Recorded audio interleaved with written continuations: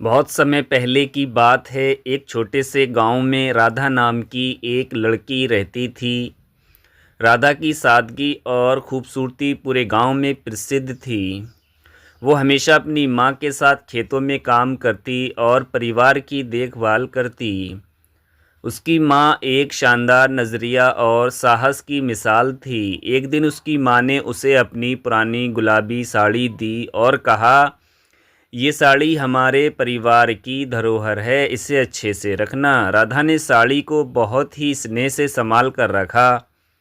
वही साड़ी उसकी माँ की माँ की थी और उससे भी पहले उसकी दादी की। लेकिन राधा को इस बात का बिल्कुल भी अंदाज़ा नहीं था कि ये साड़ी केवल एक साधारण साड़ी नहीं थी, बल्कि जादुई थी।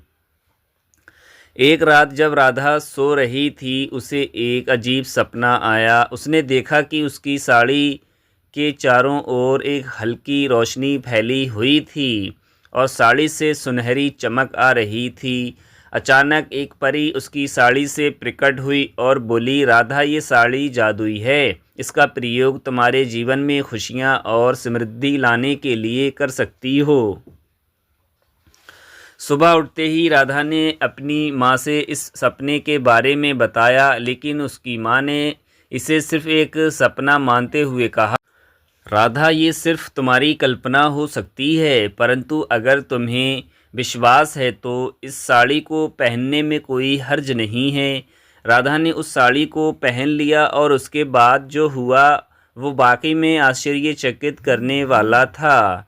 जब वो खेत में काम करने गई तो वो हर पौधे को छूने से तुरंत फल और फूल से भर गया। उसका पूरा खेत हरा भरा और सुंदर हो गया।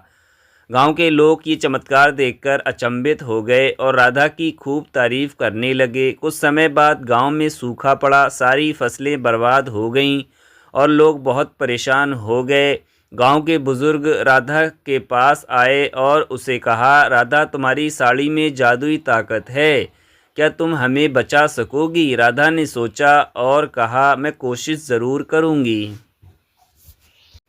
राधा ने अपनी साड़ी पहनकर खेतों में जाए सारी ज़मीन पर हाथ फेरा। अचानक आकाश में बादल छा गए और बारिश शुरू हो गई। पूरे गांव में खुशी की लहर दौड़ गई। सभी ने राधा को धन्यवाद दिया और उसकी साड़ी की खूब तारीफ की। गांव के राजा को भी इस चमत्कार के बारे में पता चला। राजा ने राधा को अपने दरबार में बुलाया और सम्मानित किया। राजा ने राधा से कहा, तुम्हारी इस साड़ी ने हमारी प्रजा की जीवन को खुशहाल बना दिया है। तुम सच में एक महान आत्मा हो।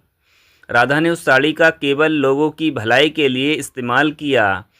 वो समझ गई थी कि साड़ी की ताकत से सिर्फ अपने लाभ के लिए कुछ कैसे किया जाए, यही नहीं बल्कि दूसरों की मदद करने का भी मौका मिलता है। उसने अपनी ज़िंदगी उसी तरह ही बिताई और उसकी प्रिय बन गई। समय बीतता गया और राधा की कहानी सिर्फ गांव में ही नहीं बल्कि दूर दूर तक पहुंच गई। उसकी ईमानदारी और परोपकार की मिसाल ने उसे सबके दिल में जगह दी। उसकी साड़ी की जादुई कहानी सुनकर लोग उससे प्रेरणा लेते और सीखते। राधा ने अपनी साड़ी को अपनी अगली पीढ़ी को सौंप दिया। उसने अपने बच्चों और उनके बच्चों को समझाया कि इस साड़ी का हमेशा अच्छे कामों में ही इस्तेमाल किया जाए।